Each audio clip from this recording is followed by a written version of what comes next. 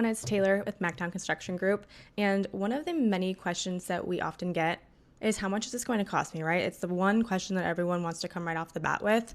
And honestly, most contractors can't really give you a real answer until halfway through your project, which is a big problem that we have seen.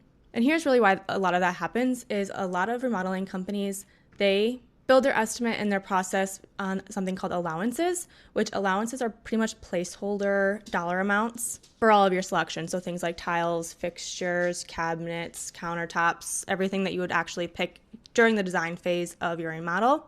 So a lot of times your estimate will say flooring allowance $2,000, cabinets X thousand, all that without really diving in deep to know truly how much you want to spend on those things. Or really what your design style is and what type of style you actually are drawn to, because that can be a big difference in price. Because oftentimes we find that when you get an allowance and let's say go back to the $2,000 for flooring, you go and you're shopping around for flooring, but now you like one that's $4,000 and now your budget or now your end cost just went up another $2,000. And that is what catches a lot of people off guard at the end of their remodel when things all of a sudden doubled in price. And the budget that you thought you were signing up for isn't really in existence. It's long gone. It's been gone for a minute.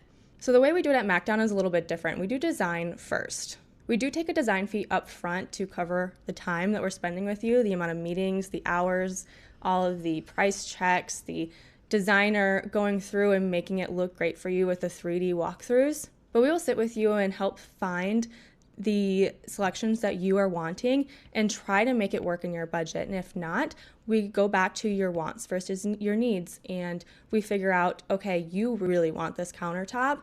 Where can we pull from somewhere else that maybe isn't as important so you can get your dream countertop?